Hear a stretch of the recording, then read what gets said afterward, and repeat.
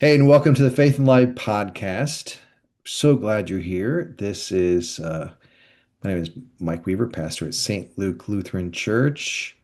And with me, as always, Greg is Osborne. I'm Emily. the youth pastor here. Yep, yep. And we are going to dig into Vacation Bible School because we are in the thick of it right now. Oh As we yeah. record this, it is full speed ahead for Vacation Bible School. Lots of preparations have gone into this week, and now it's like go time. And we've got a bunch of kids here, a ton of volunteers. It's an exciting place to be during the week and the weeknights, really. Yeah. But Monday through Friday. before we got to have a question, right? Oh yeah, of course, we're going to get into that. But I just want to introduce the topic, Well, Greg. I know, but I'm just so excited because I actually have a question. You have a question? I have a question, and we didn't talk Yes. about this, Okay, and go for so it. and I want to say on brand. So like it was just exciting. Yeah. So I want you to think, Mike Weaver, Yeah. you've been demoted from pastor at St. Luke Okay. to you are now, I don't even want to say demoted because that sounds bad. You've been promoted to children and family director at a church. What Okay. theme are you going to run with if you could make your own VBS? If you could make any theme Oh possible, what man. theme would like just speak to your soul of getting to do VBS? Oh, that's cool. That's a good question. And first, when you started this question, I thought, okay, is this a crucial conversation we need to Yes, have, Greg? Like, yes. are I'm you like, sorry. I'm demoting you on on like, podcast surprise. there's So a meeting later this week about me being demoted? but again, I realized that real quick after being with just those kids for one day, it's not a demotion at No. all. It is it is a promotion because it is hard work. Uh, Yeah, I mean, I think student pastors like yourself and children and family ministry directors like Aaron and others, like they're some of the hardest working people around in the church. So it's such great things. So what theme would I yeah. okay, here's my theme. I would do around the world. So Ooh. every night or every at vacation Bible school, each day would be a different country. And you can pick one country from each continent. Mm. So, and then that day would be the music from that, what the church is like in that continent, that in that continent or that country. Is there a particular food or like a snack that kids have? And so just kind of immerse in within a couple hours into that culture, into that country, and what does Christianity look like for those folks in that part of the world? That's what I would do. 2028, the Olympics are going to be here. It seems like a perfect. Oh You yeah. you could have done it with the World Cup, but you missed the ball. It's a little late now. We can we'll call Aaron after this. Like, hey, can we change the whole theme of VBS tonight and the rest of the week to make it Yeah. more worldly? Yeah. We'd like to focus on the country of Bahrain, and we bought all kinds of snacks from the country of Bahrain to share with the kids. So Just she would love that.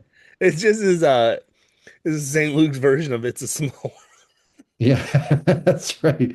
Oh, that'd be cool. And have like these little figurines and have like little cars go around and the figurines just kind of slowly wave. And it's a small world. Yeah. We'll just That'd have be the great. entire congregation stand there and just wave, There you singing that go. song. Yeah.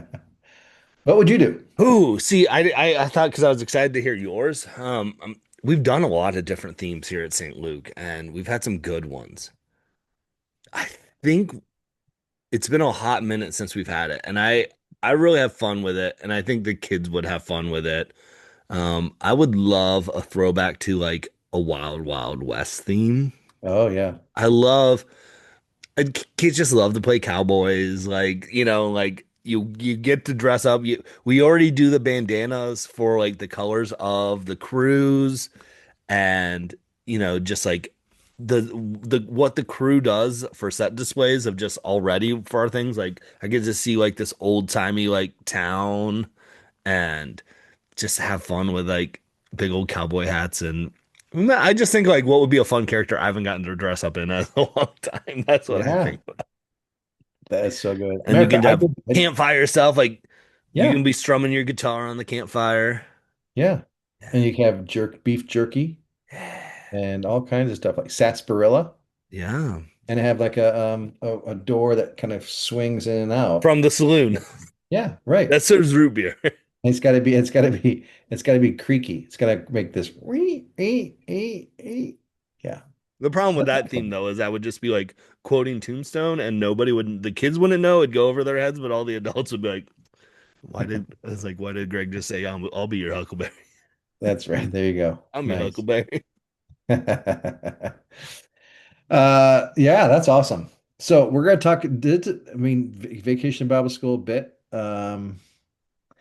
And so I'm curious about the history of Vacation Bible School here at St. Luke. You, Greg, you know a bunch of that. So, but let's just kind of let the groundwork a little bit. That's things that really didn't know until I looked it up. That Vacation Bible School originated in the United States, late 18th century, late 19th century, early 20th century.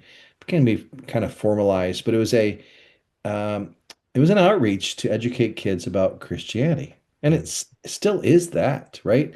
Uh, but sometimes Vacation Bible School can be really insular, but really Vacation Bible School and what we do here at St. Luke as well, it is an outreach to the mhm, families around us, to friends, and there are kids who come have no Christian background, and there are some who come from other churches, but certainly it's meant to reach kids, yeah, to share with them the love of Christ in a particular way, even if they don't go to this church. So it became popular in the 20th century, expanded to various denominations and communities. And, the whole idea of it's a school was kind of building on this idea that the formal school ended, public school. Now we have for educate kids in the Bible. So that's the basic thing. So I mean, it's been around ever since I've been born. I used to go to vacation Bible school when I was a kid yeah. in Waterville, Ohio. I went to vacation Bible school and I sang the song "Came On by Tuesdays, Moa." I remember singing that as a little kid, sitting up in front of the church. Like, okay, here we go. God's gonna send a floody floody, That's it. That's it. That's the one. build an So, arky. and the Arky, yeah. And I've been part of Vacation Bible School for a long time as Yeah. a leader. So, Well, and I think that's years the was. the essence of Vacation Bible School and what makes it special too is, you mentioned just that song that's stuck in your head, that tune. And I think Vacation Bible School does a very good job of being special for kids and adults of, getting these little glimpses of Jesus, right? And getting these little glimpses of what a world would be like if we were in just a community like all together, having fun. We have food together. We sing together. We play together. We laugh together. We have fun through skits and stuff. Of like, man, we serve together by different fundraisers that Erin and her team have volunteered, found and stuff. So I'm like, we get a glimpse of that, and it sticks with you. And I think like those, you get these unlocked memories sometimes down the road of like, oh, do you remember when at VBS or do you remember this? And I think that is just VBS is there planting seeds. And I think it's such a great ministry. Absolutely. And it is a camp-like Hmm. experience, right? Without doing overnight and Yeah. going a couple hours away. You just got back from family camp a week or two ago. Yeah. Well, that's a whole experience unto itself as a family. You're doing pretty much Vacation Bible School stuff Yeah. that week, right? Yep. Similar songs, learning, growing together, and having fun and creating memories together. And you know, Vacation Bible School is similar but different in that sense that we're not having families. Right. It's more for the kids, but to your point, things do stick with you and they become imprinted in our hearts and minds of those memories and in really great ways. Well, and it's an outreach for the kids, but then it's also an outreach for the kids' families, right? Because we encourage them so much about like, see how you see God and so even if these kids who might not go to church, if they start just having a conversation about like I learned this at VBS. They're not necessarily evangelizing as we would per se, but they are if you think about it to their parents of this is what I learned, and these parents then are getting, or grandparents, whoever, might not know about the Bible or about their faith, are getting those little seeds because they're hearing the stories that their grandkids or their kids are sharing with them. And I think that's a cool and of another element of the outreach that even goes beyond the walls of the church that we're doing at. Yeah. So what's interesting that comment about outreach to parents, I mean, by kids sharing, reminded me of a school that St. Luke supports in India, the Moriah School. Mhm. And Moriah School is a Christian school in Guntur, India. Now they don't do vacation Bible school, they just do school, right? It's Yeah, a private school. And they're unabashedly a Christian school. Probably, well, I don't know if it's the only one, but there's not many for yeah, sure because Christianity in India is like 3% of the population. But many of the students who come to that school are from Hindu families, some Muslims, and there are Christians as well. But the school has always had the philosophy and the way, not just the philosophy, but the way of being to say, hey, we are going to be Christian and you'll learn about Jesus and you will learn about science and math and all these mm, things, of course, right? But we are going to have a gathering where we're going to talk about Jesus. And these kids who are Hindu go back home and they talk about Jesus to their families, you know? And why do the Hindu and Muslim families send them to this Moriah school? Because it's a better school than the public school, right? That's why. So they don't care that it's a Christian school. They care about its great education, which is another thing about Christianity that if we're going to do something, let's do it with excellence.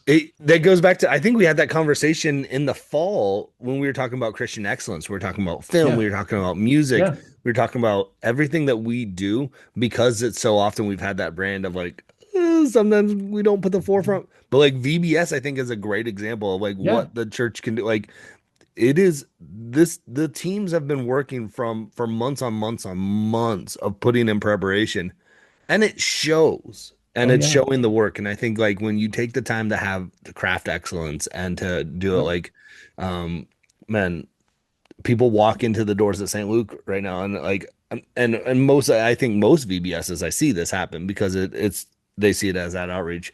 So I'm not just hyping up our own, but our own is pretty good. Like our team does, Erin and her team does a great job. Like when kids walk into the worship center at first and they see the stage and the setup, they go, "Wow."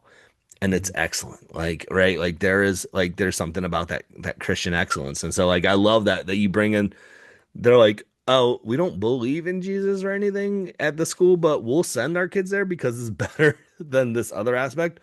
And like, what would that be like if people are like, we're gonna send our kids to this area because we know what they do is great, and we don't really care if it the Jesus thing because we'll deal with that. And it's like, ah, perfect, because God will deal with you too. That's right. That's Hell right. yeah. And Vacation Bible School certainly is putting our best foot forward for families Yeah. and kids, right? I mean, we do that on Sunday mornings. We put our best foot forward at each Sunday we gather. We that's what we strive to do.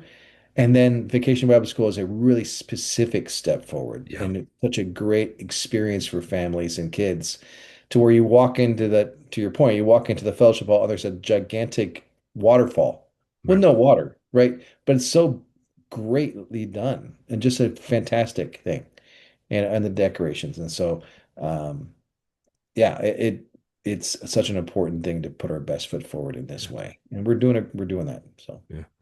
One of the things that I really do love about VBS, though, as much of all that stuff we talked about, I love seeing who comes out and serves and like what roles that they expand on and that you mhm. go, wow, like, we have tons of students from student ministry serving at VBS. Like this is something that they love to do. We have grandparents that are reading in the Bible story. We got, people in the kitchen. We've got people that sound like they're everyone's doing something because they see the vision for what VBS can do and what it can lead to. And man, has the church rallied around it. And I Mhm. love to see that people just showing up and volunteering in different ways. Yeah, I don't know if this is the highest number of volunteers we have for a while, but we certainly have a lot of volunteers. I mean, Hmm. 58 volunteers this year, which is higher than other years. And boy, it is you to your point. I mean, and what I think is fun to see is these adults who are volunteering that may not be part of a children's ministry in Hmm. during the year, but they're investing time and taking time this week to do this. And there's connections that are made between folks because, and just when you're just kind of serving alongside each other, just those connections, those deeper connections, because you're sharing the same value, the same heart for ministry. And it's really a bonding thing. Such a great, great thing. Yeah.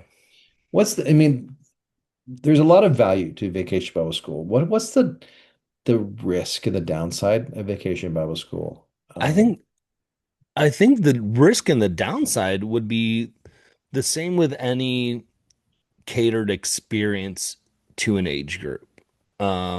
And what I mean is whether it's children's ministry or student ministry, like with summer trips or family camp, um, we can get caught up in those basically the roller coasters of faith, right? Like we're on that high, like it's great when you're on that when you're climbing up, like your excitement, you're zooming, and then like at some point though, you've got to come back down, like to a degree, and it just is like how much of those highs you can have, and I think oftentimes of we can start if we aren't careful with how we do ministry with kids and students sometimes too. I think we can cater to the idea of, well, I'm I don't like this style. I don't like this. Like it's not speaking to me. And I do think that can be a hindrance sometimes of going like, I'm not entertained anymore. Yeah. And it can cultivate into students and now I'm kind of drifting more into the student mindset a little bit of it of when they get to college or something they go, oh well, I went to this area and I experienced stuff. They did the songs I like, they did the games I like, they did this, and if we don't integrate them into the system of, I don't even want to say system, but integrate them into the church as a whole and get to experience, different people that are different ages than them, different, backgrounds than them, different styles of worship, what they think they like. We can get very siloed into who we are as a Christian. And I think like I don't think that's necessarily I think that can be the ground roots of it at VBS, but like it's more on later on. So I just think that sometimes we can get of like people could walk in and say, like, oh, I even said it earlier in this podcast. Like, it just gives you a glimpse. Like, if we could do this, like, if being Yeah. community all together, and it's like that's not the reality of our lives, right? And so, how do we take VBS and make VBS a part of our daily lives? And I think that's where like you look at those things of like the songs and things like that that hopefully filter through because we can take these things and glorify them and say, well, if we could always just live in a world of VBS where it's catered to, it has snacks that I like, it has songs I like, it looks pretty, it looks cool. It can filter into our lives of other things. And then and it can be kind of like that, chasing that high of, well, I really like this experience of this church. And so now I'm going to go to this church now to try and get what suits me. And we can kind of start to build into a hopper lifestyle. And so I think that could be a downside. I think that's it. I don't think it's as huge at VBS. I think like that's a earlier, but I think it's a manifestation of what we see future on in life.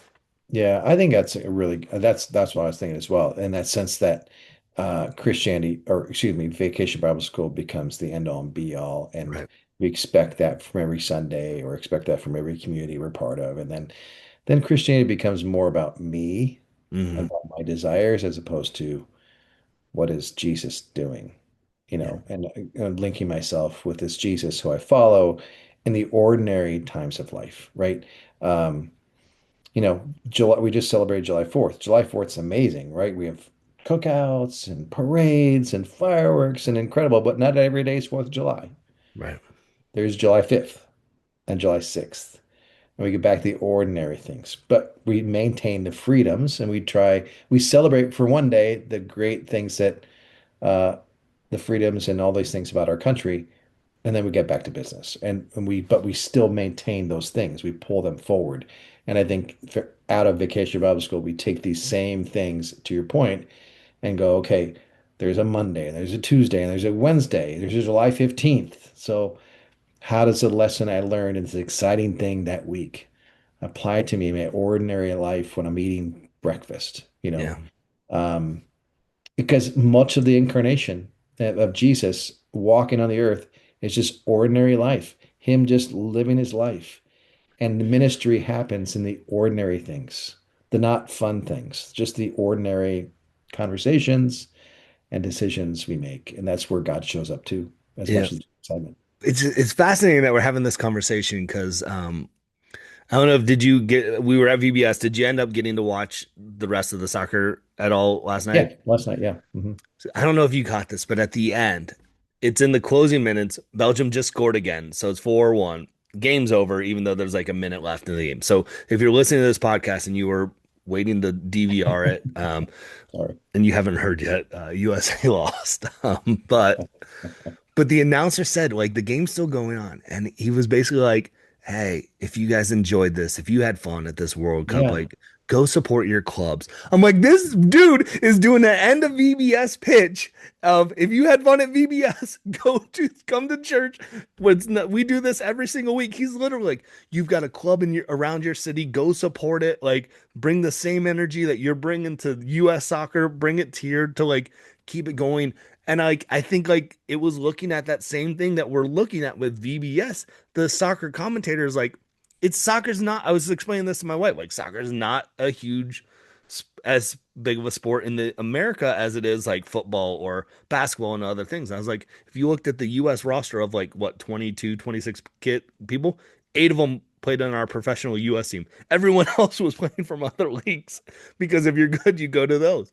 Yeah. And so, like, the commentator knows, he's like, hey, if you're enjoying this, if you like this vibe that we have, because it's been you mentioned 4th of July, but like these last 3 weeks, like, having the World Cup in America, Americans are coming together, kind of like we have one focus. It's Team USA. We're cheering, Yeah. we're rooting, we're having fun, we're watching it all.